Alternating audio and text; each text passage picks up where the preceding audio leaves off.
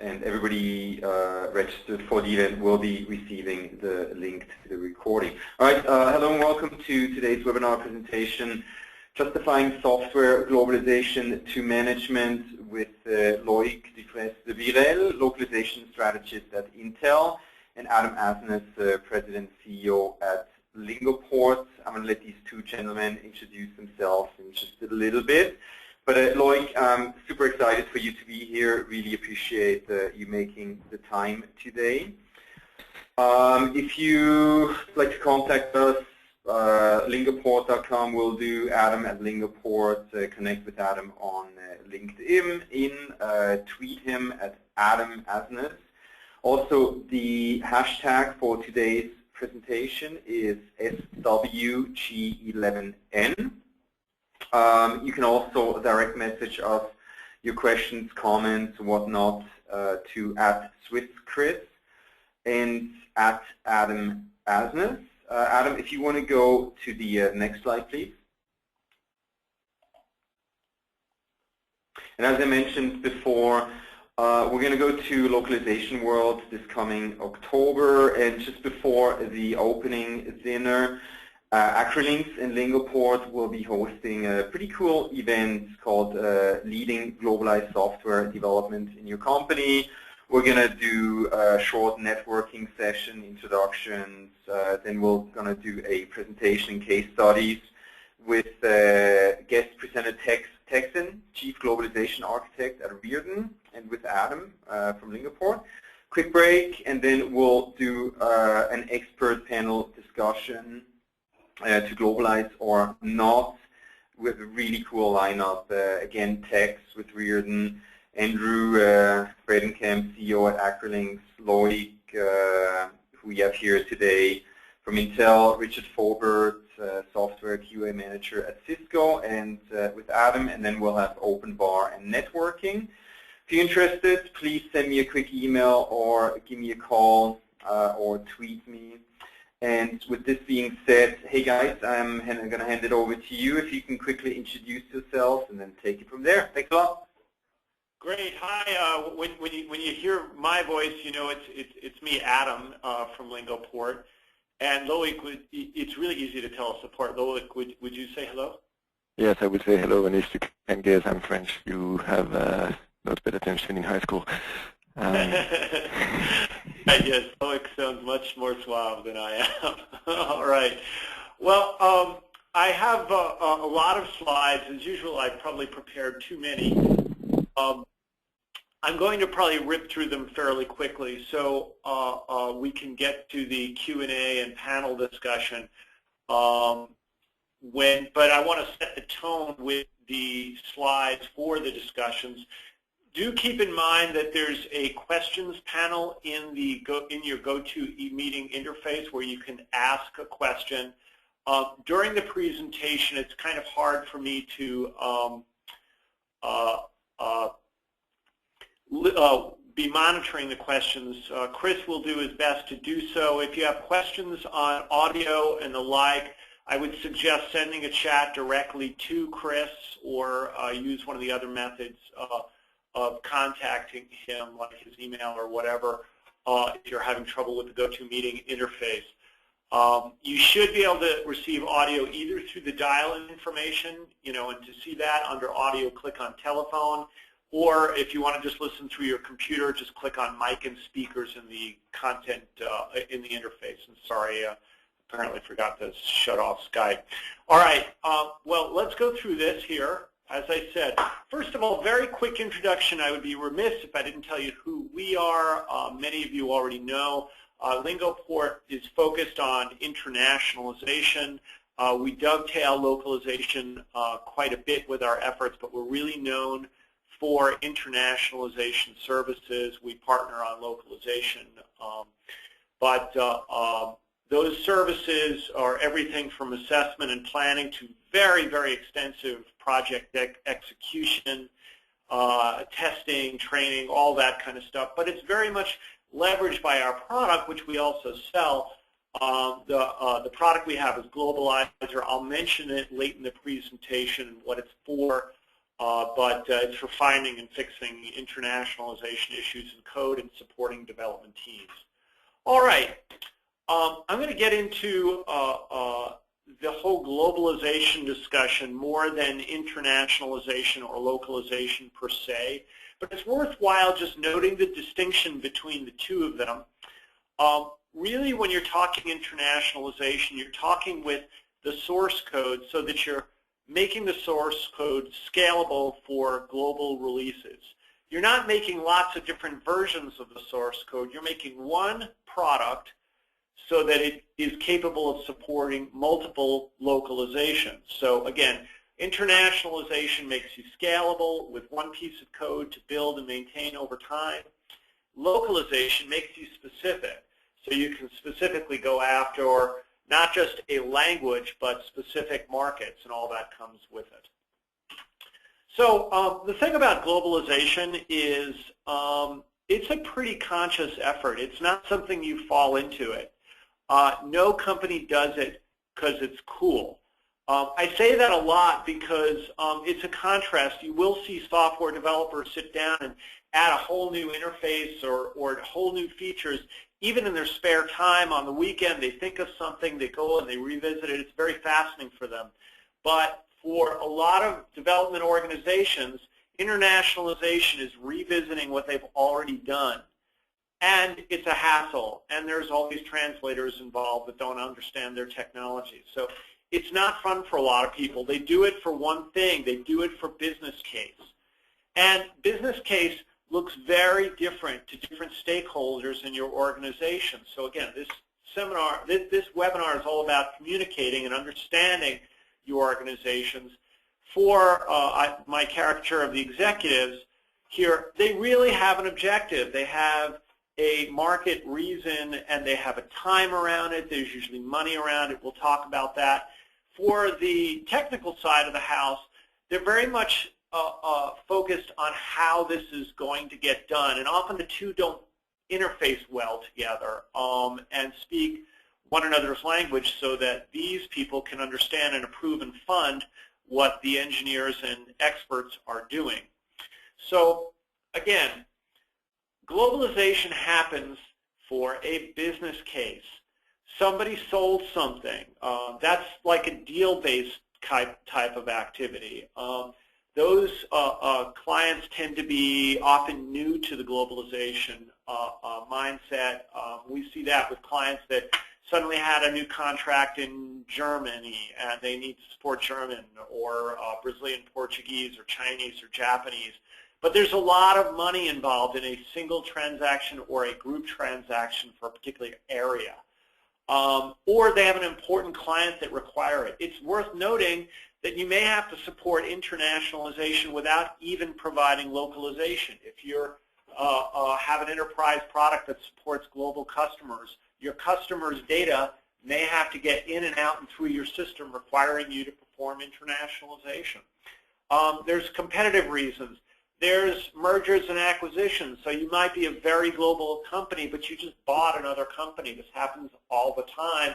That company you bought didn't really do a very good job with internationalization, but you've got a global distribution network to your company. So you may have a strategic global growth plan, but it all breaks down to a financial decision. For developers, you may ask, well, is it internationalized? And that's a really loaded question. I found that when I get a quick answer from a development organization, I usually have to qualify. This is the same for all of our architects. The reason is that most don't really know. The idea of internationalization might be, well, we just externalize some strings, and that's not really the whole issue around. That's maybe the most visible side of internationalization, the most initially obvious, but there's a whole lot more to it. I might mention locale frameworks and get a question mark behind a developer conversation of what do you mean. So there's a lot involved, and often it's very incomplete. You also have very rapid development practices. You might be an agile shop or using agile method, parts of agile methodology. It's really easy to overrun internationalization requirements because they're not clear to a lot of people.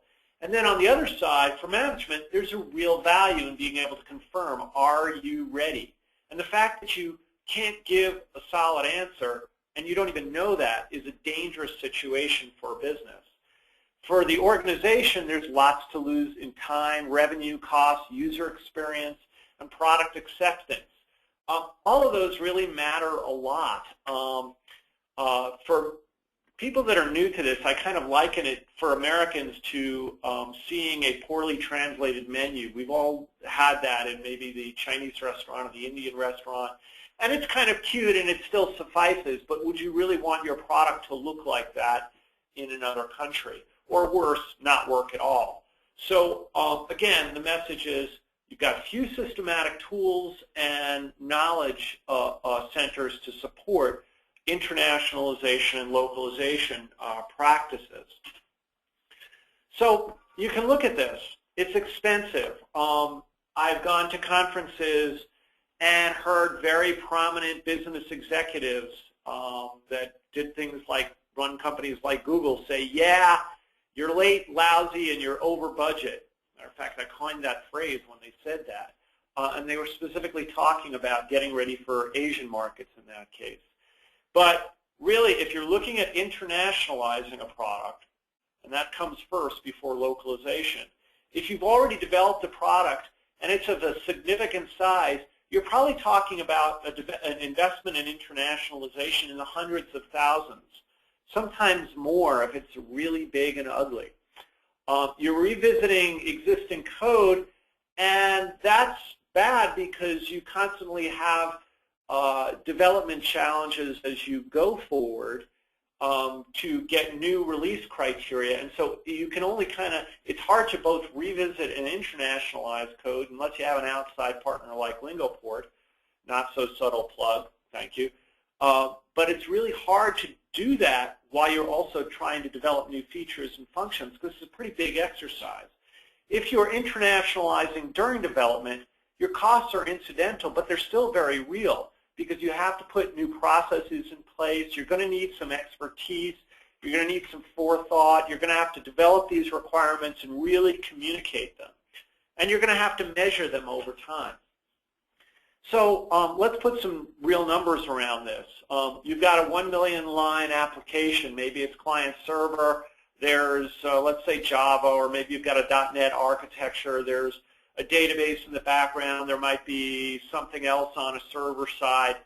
There's JavaScript. There's various levels of HTML. There might be a Flex module somewhere. You're really talking about $500,000 just in internationalization cost. There's a typo there. It could be less. It could be as low as $300,000 if you're really, really lucky. It could be significantly more. I threw that number out as a good median. You're also talking about 6 months of really focused effort by quite a whole team, not just one person. You never see this done by one person for a significant size application. It could be a lot worse. It could be a little better, but not much better. When presented with these kinds of costs, unless you've got some good planning in place, unless you've got some good expectations and budget, your projects die. I've seen this over and over again. Literally just 2 weeks ago, I presented a plan to a very, very well-known global company. And unfortunately, the engineering team had completely underestimated what was involved. And now their project is seriously postponed because they have to go back, get more money, and rebuild the business case because the expenses around internationalization were roughly 2.5 times what they were originally thinking. That's not a poor reflection on Lingoport. That's a poor reflection on the understanding, the basic understanding of what's involved for a lot of companies. As I said, it's not well understood. People don't really understand what a locale framework actually is, how variable the requirements are depending upon their product is. There's a lot of conditional issues to think about. And it's a big change to software architecture. It touches the whole system. It's not just the UI. So we're here to talk about justification, not just problems. But that's all part of it. So for a lot of people, I would gather, that are in this webinar, a lot of the information is like you already know it. But I see people get lost in the details, and actually providing the details that is hard. They're hard to quantify for various managers, and so there's a difficulty in leaping that gap in communication. So talking about business case, you have to look at the value of time to market. It's not just about what it costs to get there, but you have to, weigh what's the customer demand. One thing on this list is what's the risk. In some cases, I've had people tell me, hey, the survivability of the company depends on us internationalizing because we're getting killed in new markets, or our clients are global companies and they're requiring that we internationalize to support their back-end data. That's pretty scary. I'll name one company that's sort of half dead. That company is called Quark. Years and years ago, I talked with a number of executives there, and they told me that the survivability of the company depended upon truly internationalizing the product. But they were really not timely in that manner. And not many people use Quark anymore. There's other reasons involved, but you needed a Japanese-specific version of Quark, for instance, to create a Japanese data sheets or marketing materials. That was a real killer for them. They couldn't really support their companies as they expanded global. So again, I mentioned in the last slide, you have opportunity costs and project costs, excuse me. The opportunity costs are sometimes the harder ones. They're the ones we're not, as localization or engineering personnel, we're often not privy to, but the data is really out there. So in terms of time to market value, think of if your product has a projected revenue income, revenue generation, and it does, because if it's on the list, it does for certain countries, there's a time to market value there. You simply take what's the first year's revenue expectations, take out a quarter, see what does it cost to be late a quarter, what does it cost to be late a half a year, what does it cost to be late a year? Sometimes it's more. And those are risks. These are time to market values that really mean a lot. They put a dollar value into what you do. You could look at your sales effectiveness. If your salespeople are competing against a well-localized product, well, you can actually get some help from the sales team on what is that value to them. Perhaps you already have a sales force around the world, and in the case, you bought a company and their product is not globalized. There is an opportunity cost of having that global leverage, but not being able to sell your product competitively globally. And you may have a global strategy. Pretty much most companies do. If you have a global strategy and you can't well implement it, there is a huge opportunity cost. Opportunity costs are always going to be greater than any calculation of how much headcount you're going to save and the like. And so leaving them out is really, really a shame, and I see this happen all the time. If you've got a project cost, that's still important. I'm not saying use one and not the other, but to not use both pictures is kind of a crime. The last thing I'll mention on here, because I know you can read the bullets, is deal-based projects. These are projects where you got a customer. They're great, but the pitfall is it's kind of harder for organizations to maintain their global momentum if they're just focused on one deal. So again, when you change your encoding, you kind of change your company. When you change your globalization mindset, your internationalization, localization, you're changing your company. So again, that points back to your opportunities and the like. So even if you have a deal-based transaction, it makes sense to talk about the costs of not doing the business. And when you're justifying, you have a different set of players than your typical colleagues. Depending upon the size of the company, you may have the CEO, CFO, and COO very deeply involved. Even in very large companies, I've seen that. Particularly, you may have a 7-figure project when you include all the development costs, your marketing costs, and the like. As a matter of fact, it'd be unusual for it not to go in 7 figures when you don't consider the whole organization. So yeah, the CEO is very possibly going to be involved up to a certain point in an organization. Maybe not at a company like Cisco or Intel, but you can bet the CEO has a very serious global strategy, and that's a big part of their lives. And so down the line, notice that I put VP of Engineering and Product or Program Manager in red. That's because these are going to be probably your strongest allies or foes that get into the nitty-gritty of actually how the work gets done. Above them, it's just that they want the work done, and they may not be involved in the details. So you're going to have to align details with these people, particularly in red. And I suppose Localization Manager should be in red, but for a lot of people, that's you that are on the call. Developers and QA can say no. They can't say yes. That's a very important distinction. They can say, no, I don't want to do this. And then you have to get buy-in from higher up that says, no, you have to do this. They generally won't want to take on new requirements. You may have an enlightened crew, but really the overall feeling is, I'm overworked as it is. Get that executive buy-in. Don't just be reactive. If you're just reactive, you're going to die a slow death, quite possibly. You're not going to get money as fast as you need it, and let's face it, budget for a project like this or for an undertaking like globalization is sort of like oxygen. If you don't have budget, your project's not going to be successful. You've got to have a clear roadmap, clear steps and milestones. You've got to communicate that back to your organization.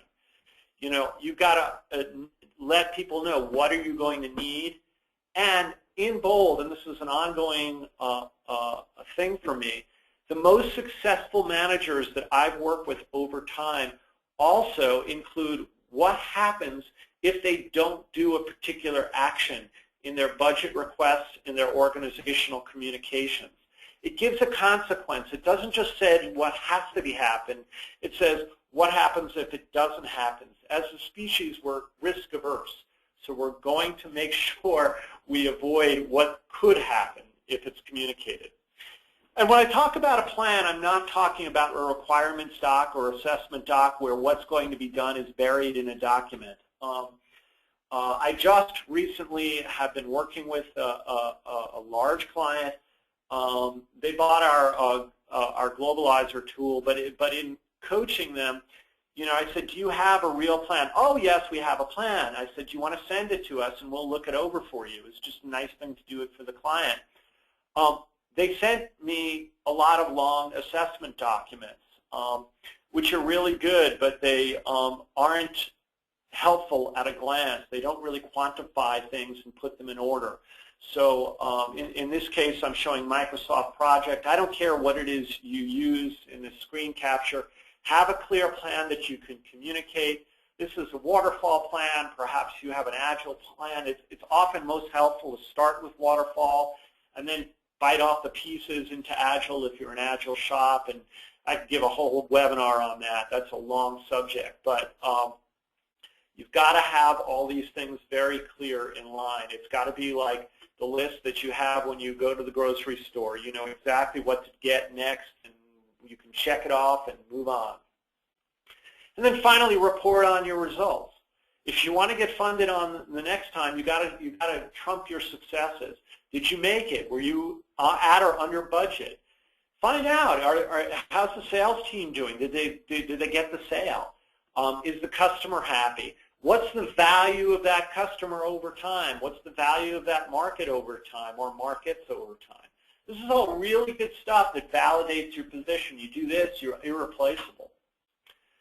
So that is kind of a quick overview, but we should really talk about ongoing globalization, because a lot of you are in global organizations and you do this, a lot of parts of this, and you're here just for little tips and the like. So it's important to understand what is a global, what do big development organizations look like. There was just a really cool survey that's being released in chapters. I invite you to look at it. The link to it should be on antilink.com.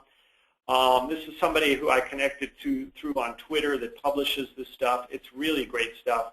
In his case, he was surveying Java-oriented companies, but he got a lot of data.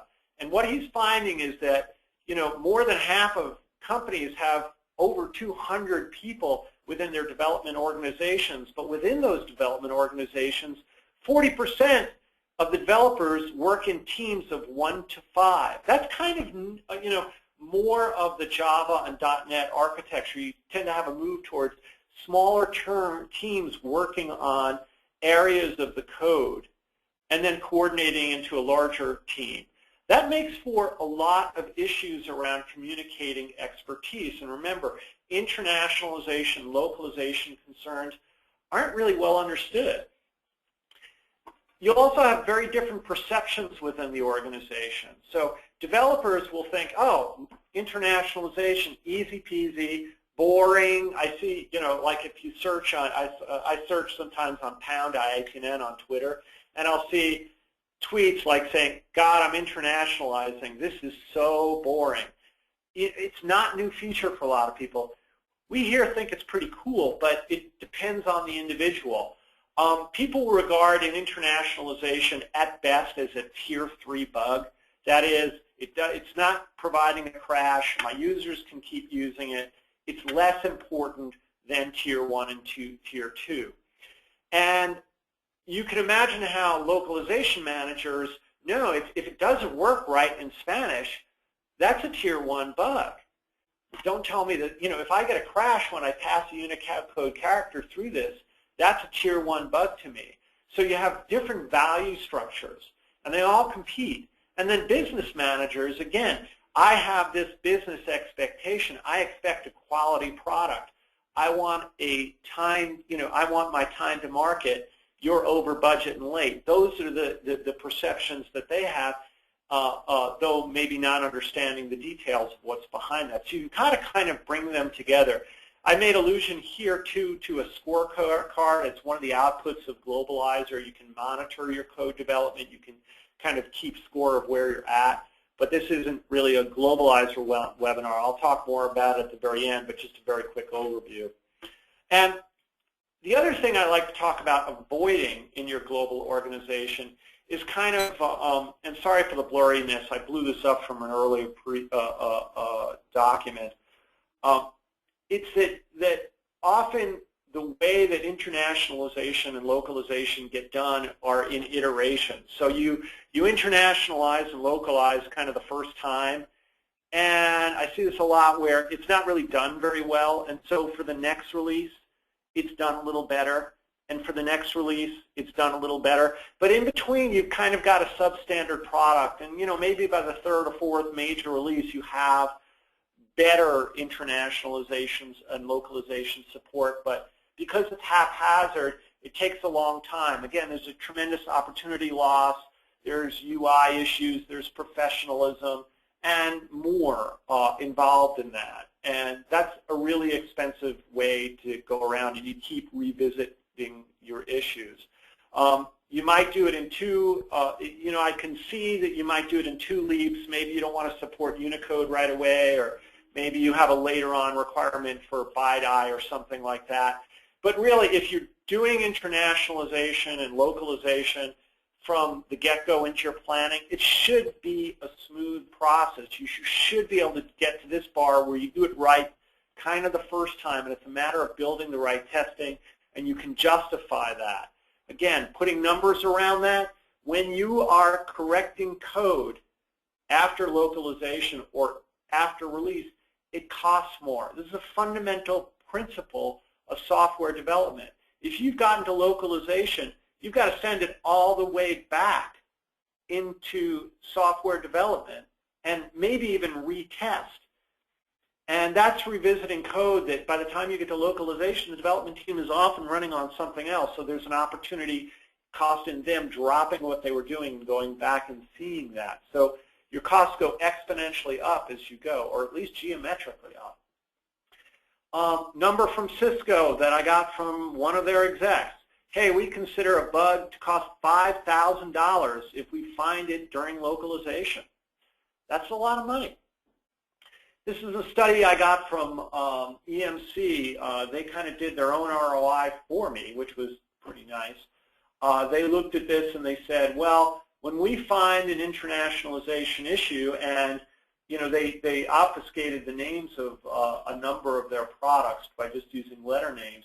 These are some of their real bug counts. Again, this is for ongoing development. You can see one was a real offender. They're finding these issues during localization. When they send them back, there's a lot of different people that have to touch that code, and they sort of averaged out an amount of town that they'd have to touch. They used a very conservative cost per hour. It wasn't loaded at all. I think these are horrendously low numbers. When you leverage what it actually costs to have a person at their desk, support them, and everything that's involved with that, it's usually a lot more than this. But that came out to a pretty significant total for them annually that they were spending on these issues. This is cool because not many companies are actually even in a position to track this stuff. But if you want to learn more about this, contact me afterwards. So then you get down to what you can do is for ongoing globalization is focus on leveraging your expertise. You're going to need experts. You're going to need tools. You're going to have to fight entropy. Entropy is the way the world works. Things just kind of devolve. So with tools, you control your technical debt, or building your technical debt. It's a great term. The way that people do it without tools is they do a lot of kind of trial and error. They fight their way through a lot of code. It's a very painful thing. With Globalizer, if we didn't have Globalizer, remember we deliver a lot of internationalization services, it'd be a lot harder. But Globalizer actually lets us repeat the work we do. We scope projects. We correct code. We do all kinds of activities in Globalizer. And because it scales really well, it's built to scale across teams against our clients, our own internal developers. It works really well for entire teams of developers to enforce globalization rules. And so we see a lot of companies with globalization as a big picture taking on Globalizer because it helps them spread the information. So again, they use it for assessing codes, they use it for ongoing detection, and they do use it for ongoing validation, knowing that their code is globally ready. So that was really what I had here for the justification part. I'm going to repeat this call for this invitation for you to contact us to go to this localization world and open up to questions. We prepared some initial questions, particularly for Loic, because I wanted him to talk about his organization at Intel. I went a little bit over. I meant to be done about 4 minutes faster. We may run a little beyond the hour in this webinar as we get through QA. All right, Chris, you want to start with the questions? Actually, do you want to first ask Loic a few of the questions that we have prepared? Yeah, I thought you had that list. Oh, okay. Sorry, let me pull that up. And all right, I got it. I'll start. No, I got it. I got it. Sorry. Hey, Loic. Sorry for the confusion. Can you describe your department's role in supporting globalization at Intel? Okay, sure, I can do that. So we are basically the internal localization provider for Intel. We have a small team, some 30 people, based in mostly US and China, and we basically interact with any business group within Intel that needs some internationalization or localization work to be done. We spend a lot of time, of course, on localization project, but I think where we bring most value to Intel is on the early internationalization, all of the education that we do, all of the influencing, all of those items that Adam presented right now, where we go to development teams and tell them, hey, there is something called internationalization. You need to do it right from day one. We have seen a lot of projects where things have gone a little bit badly, where development team or product manager had to make hard choices between I spent 6 months or a year internationalizing, or I develop new features for my US market, but I still miss on my international market. What should I choose? And those are choices that we are trying to convince people here that, hey, you do not have to put yourself in that position. You should not have to make those choices. Just internationalize from day one and be done with it. So we spent a lot of time trying to build relationship here with development teams, trying to be in front of software team, project manager, and educating them on what IATN is about. I mean, it is certainly something that is misunderstood, that is not well comprehended, not only by the developer but also by everybody who work in validation and test. So we try to build relationship with those different groups within Intel and get them to increase their level of awareness and skills. Okay, great. By the way, if you have very specific questions for Loic, please use the Q&A, go to webinar interface now. You can also tweet them to me. Hey Loic, does Intel still require internal justification for globalization projects or funding processes? I wish we had a corporate mandate, but that's not the way we operate. So basically, each business unit can make their own choices. So we need to build pretty much our case every time. We try to do this nicely and influence. We found that if we engage early with the design team and we get involved, in the first few weeks of their product lifecycle, it's much easier to push them in the right direction than when we basically get involved when they call us for localization. Okay. Yeah. How high up do you need to go, or what is the exact process to get funding at Intel? Well, can I comment on that? Each business unit basically makes their budget provisions pretty much, let's say right now for next year.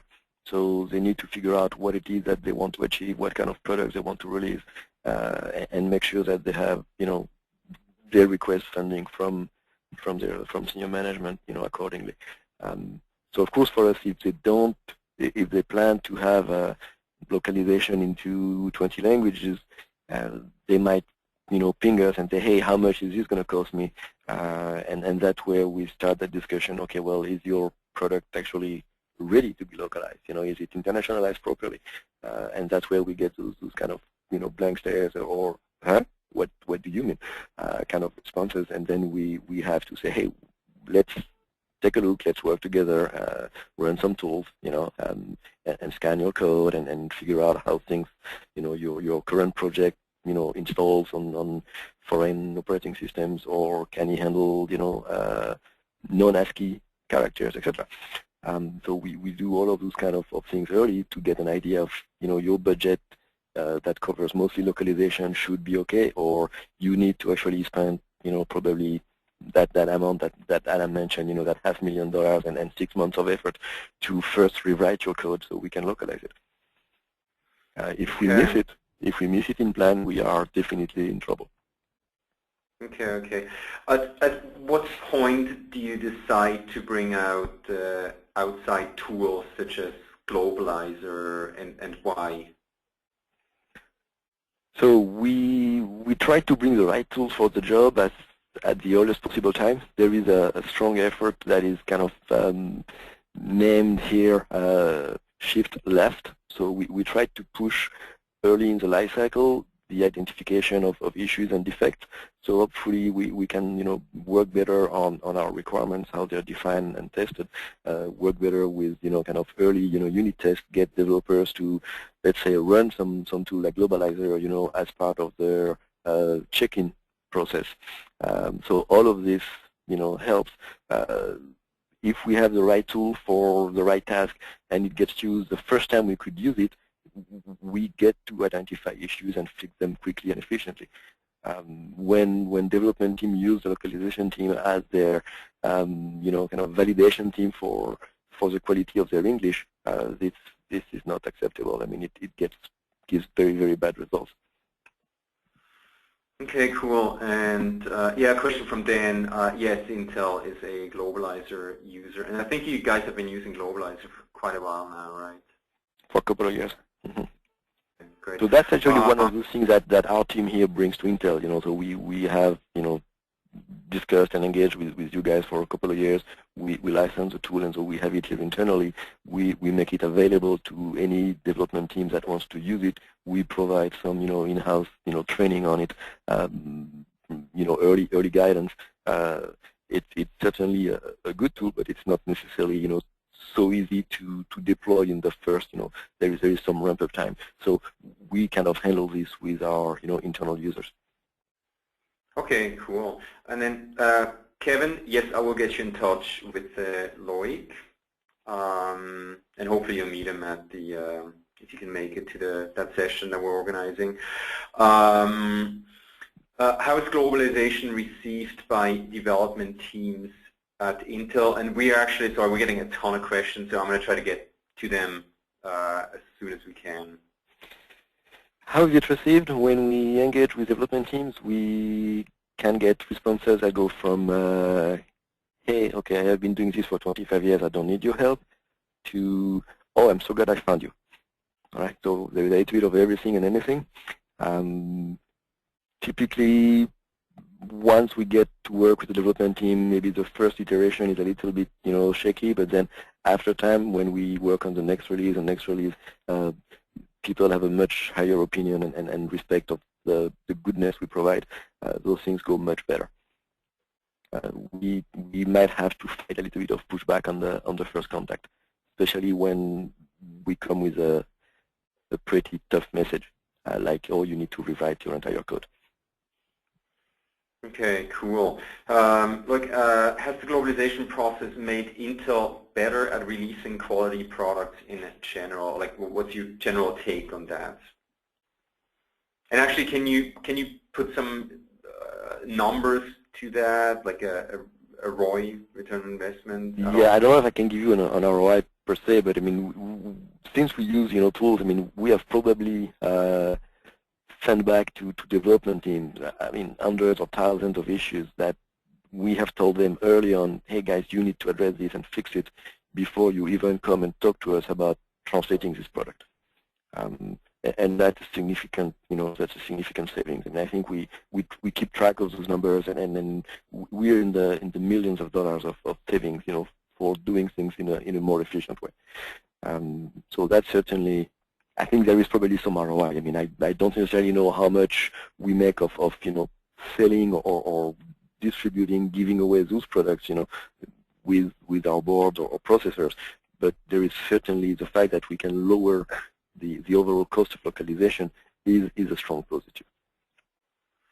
Okay, cool. And just want to say thanks to Rebecca, Alex, Hugh, Jack. A bunch of people are tweeting about the event, so thanks a lot for that. Quick question, Adam, for you. What are some of the steps you take to create a plan? Internationalization, yes. Well, we have some really cool tools for doing that. You have to look at two things, and this is really kind of an interesting tactical problem. You got, let's say, let's take our example. You have 500,000 lines of code that you don't necessarily know all of it. You have to get familiar with it quickly and create a plan for going forward. You have to look at both what's not in the code that needs to be in the code and what's in the code that needs to be changed. So Globalizer obviously is a really powerful tool for finding what's in the code that needs to be changed. We scan the code in its various programming languages and all that, and then we have we aggregate the data in reports. We look over those reports. We maybe filter things down and adapt and then rescan a few times. Once we get it really good and clean, we suck it into these cool planning tools that we have internally within our company that quantify many of the metrics into various tasks. So few organizations are going to have that kind of a systematic thing, but because we do so much internationalization around here, we kind of built some of that. Those spreadsheets are not really releasable. They're kind of very clear intellectual property behind Lingoport.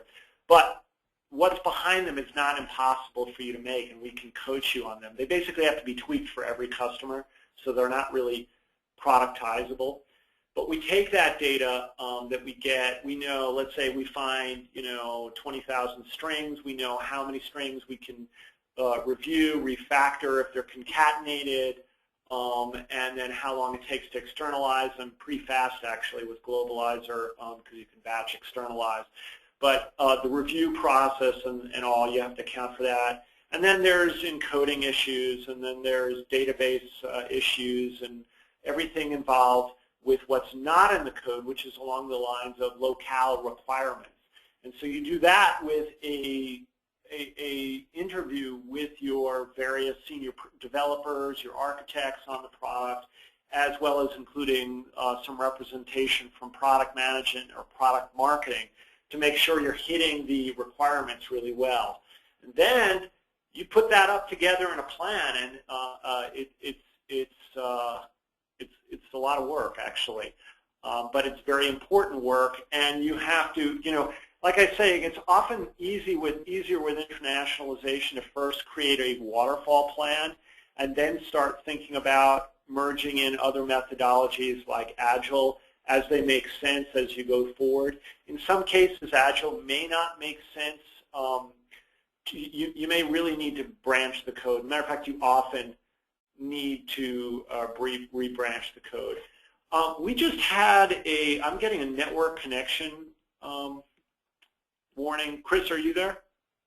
I'm here.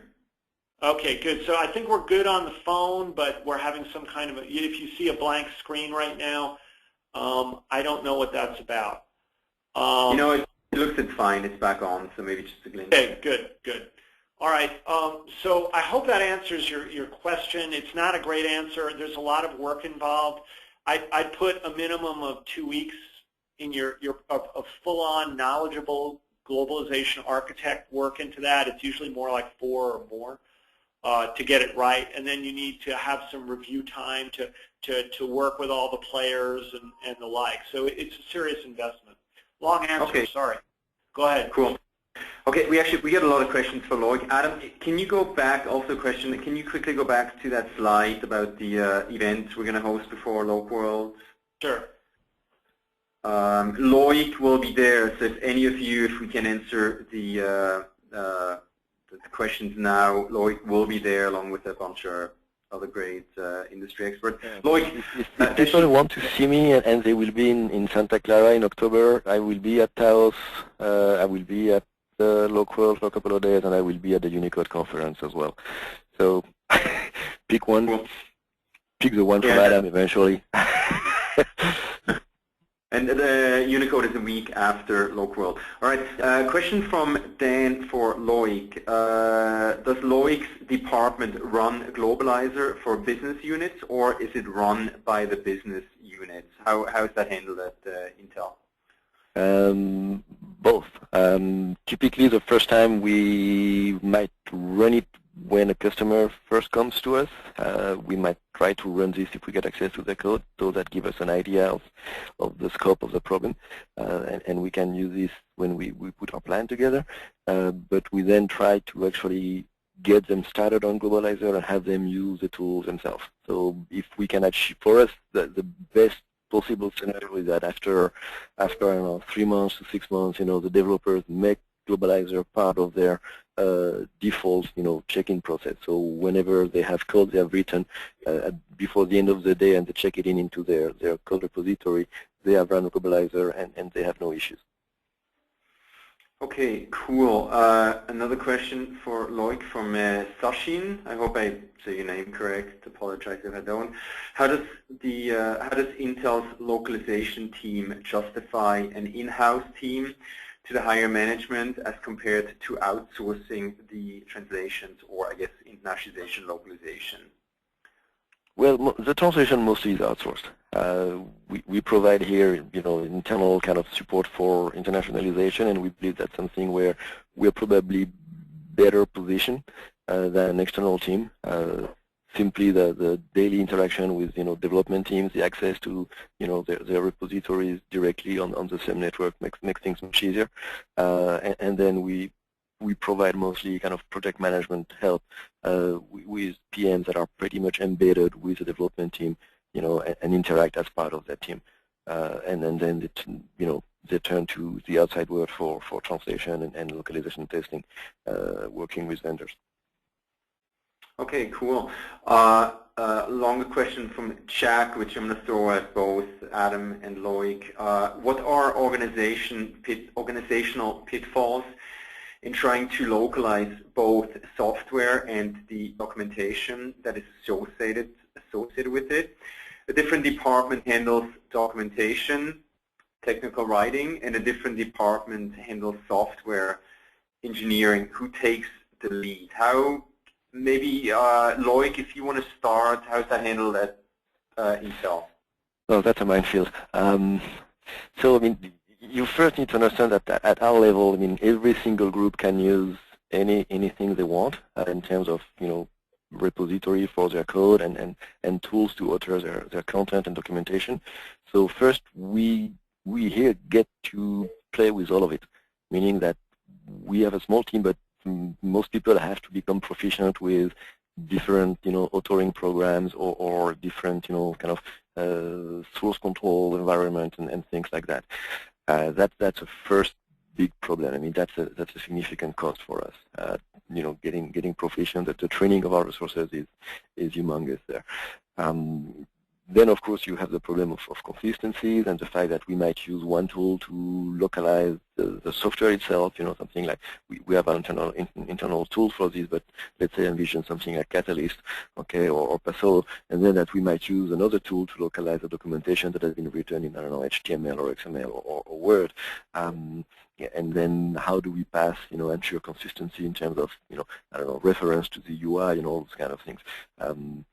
So we need to put some more effort in working on glossaries and term bases and make sure that everything is kind of interconnected.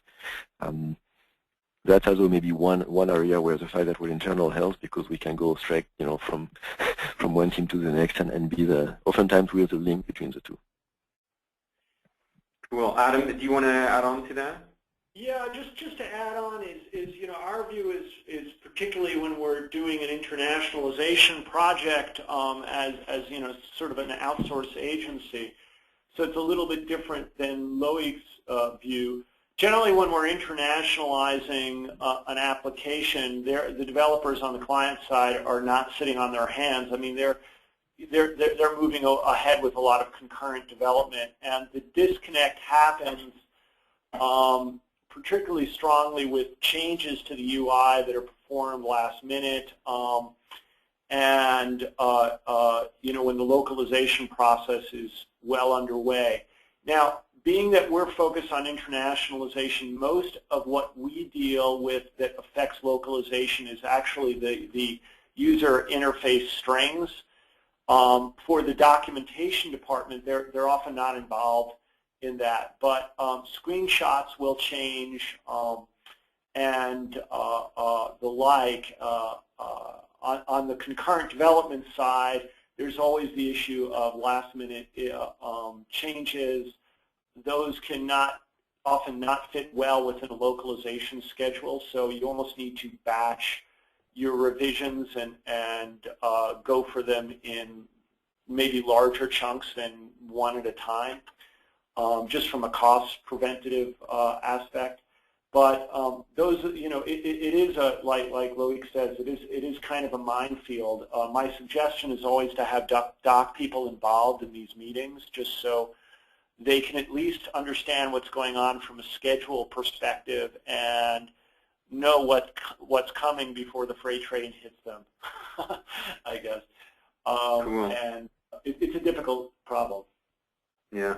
Hey, we got about 4 minutes left. Really cool question here. How would you go about building an internationalization practice at a company that doesn't have it yet? Loic, did you run into this issue when you started at Intel? Well, you probably would need to find the one guy who can help you do that. Somebody with a technical skill and pair that person with a very smooth talker to go and influence the rest of the company. If you can find one person to be both, that's fantastic. I think there is certainly a lack of skilled resources, in that field. Start, building your story and start small. I mean, we typically here take any opportunity we have to go and talk to people about internationalization. If there is an Intel event with kind of a call for papers internally, we always submit a proposal. Okay, we don't always get selected, but if we go, fantastic. We have an opportunity to meet with some people. We follow on this. So all of this is very good for us. And build some success stories. I mean, take a small project where you can get some positive results, quickly, and get it done and show the difference before and after. It's even for us. I mean, I've been here at Intel for 12 years now, and the group has been in existence for more than 15, maybe almost 20. It's still an ongoing battle. So it's not because you have the resources in place that you have, won the battle. You still need to go. I mean, and every new product, every new development team has to be, told the story and pretty much convinced that, hey, there is a better way to do things. It's an ongoing effort. It never stops. Right. Okay. Adam, do you want to add on to that from the vendor side, our side of things? Like when we I would add that the organizations that I see that are most successful with this actually, I'll second everything Loic has said about recruiting, ways to do that. It's a tough hire, actually, and I could talk about what we do here at Lingoport. The short answer is we tend to grow our own from the software development side, actually, not from the localization side. Because the emphasis is on software engineering for us, and really senior architects is what we tend to look for. But on the organizational side, I think it's really important to promote activities for the group so that there's awareness within the company of what it is you're doing and why it's important. So internal webinars, lunch and learn, maybe you have technology fairs within your company. Maybe you just want to post things in the lunchroom. It can be as simple as just getting the word out that, yes, it's important and there's somebody to come to for advice. And in fact, you want them to come, not just try to figure this out and battle through this and end up with 3 different ways to handle Unicode or 3 different classes that do the same thing that you've custom developed to manage strings. That's what getting the word out is mostly what and be creative on that. How you get the word out is mostly what I'd emphasize above what Loic says. Okay, and actually I just want to add on to that. We are currently working on creating a white paper on, how to justify internationalization. We're doing this. We had some feedback from some prospects interested in Globalizer. So it inspired us to really put together a nice guide with raw return on investment information, et cetera, et cetera. So that will be probably promoted in an upcoming webinar. Just want to add that. We're pretty much at the end. Maybe let's take one more question. And I apologize, we're not going to get to all the questions. But again, if you can join us in Santa Clara on the 10th. Adam and Loic, what is the best way to localize software when it really hasn't been made for, well, localization? split strings, like etc., etc. How, I mean, sure we've all ran into this. Loic, do you want to take the lead here? That's a loaded question. Best way is not to do it, or bite the bullet and internationalize your code. We have tried brute force methods, you know, and where we played with the source code and put translation in the source code and do things like, you know, crazy things like that. We were never satisfied with the end result, and after 3 months or 6 months of trying, we went the right way and, you know, spent the required effort to internationalize the code and then localize it. You're pretty much doomed to fail if you try to localize a product that is not correctly internationalized. There is no way around it. No cherry rigging here. Cool. Adam? Yeah, you're doomed to failure, so don't do it because you're going to spend a lot of money creating a bad product. And in fact, it's happened a lot. You know, this is kind of a note to the localization people out there at localization companies that they see this problem and they don't figure it out and tell their clients about it. You know, it's actually really the exception these days than the reality. But I have been, you know, I get talked to by clients that said, we hired such and such localization company, and they really stink because our localization, our final product didn't make sense, the word order, you know. And then I would talk with them, and then we'd review, and it was obvious they concatenated all over the place. They did a very poor job on a number of, usually if they're concatenating, they have all kinds of other internationalization issues as well. And my answer is, well, you know, the localization company is probably in kind of an untenable position of having to compete on price and for your business, and you called, you know, how many different localization companies. But at the same time, I'll put it back to the localization company, is that you see the string lists, you can tell that they're concatenated. You should be taking your client into your hands, you know, when on those projects where that happens, you should be providing the feedback to the client that, hey, you're going to be unsuccessful. And to be fair, that feedback may be provided to the company, but they still don't understand how serious the issue is and how they really should go back and not move forward. So I shouldn't just point the finger in one direction, but it's kind of a pet peeve for me because I think it makes a lot of companies very shy and upset with our industry, and they have a bad first experience with our industry that sticks with them for years. So. Yeah, I mean, at the same time, you know, we tell developers, hey, I can't blame you for not doing something that you were not aware of. But right. Once I have told you about internationalization, I expect you to do it right. And if you don't know how to get trained, go and you know, search on the web or come and talk to me for another hour or talk to any of our developers and get, you know, better skills in that area. We expect you to develop your code, you know, to write your code in a way that is internationalized. If you don't know what that is, what that means, then, you know, go and learn. Cool. Okay, we're actually 5 minutes over. Again, a shout out to our tweeters, Alex, Sergey, all those good people out there. Loic, you're a very popular man. You can be tracked down at our event here before Locworld, at Locworld, and then at Unicode.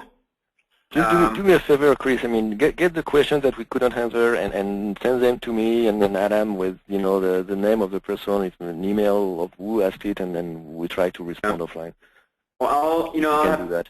Oh, you know what? Why don't we let's maybe in a little bit after Locworld, let's do another like online panel discussion. We'll get a few experts together, and this seems to be a very popular format. So maybe if you're up for that, we'll give people a chance, you know, to communicate directly with us. That seems to work well. Again, Loic, I really appreciate it. You taking the time. We'll see you soon in October.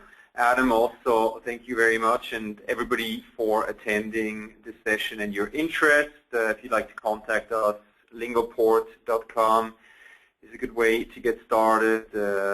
And Adam, one last word. Loic, one last word, and then we're going. I guess my last word is thanks, everybody, for staying on extra and for attending. Really appreciate the active questions. Loic, thanks so much. You make this you definitely make these better by showing up and adding your perspective, which certainly has a lot of experience. Well, thanks. I mean, it was was very glad to be here. So yeah. it was a very nice hour, and let's do it again. All right. Cool. Thanks a lot, guys. All right. Talk to you soon, huh? Take care. All right. Thanks, everybody. Bye-bye. Oh, and I am recording this, so as long as it comes out, we'll publish the recording. Bye. Oh, yes, we will. Fantastic. Everybody will get. Okay, cool. Bye, guys. Bye.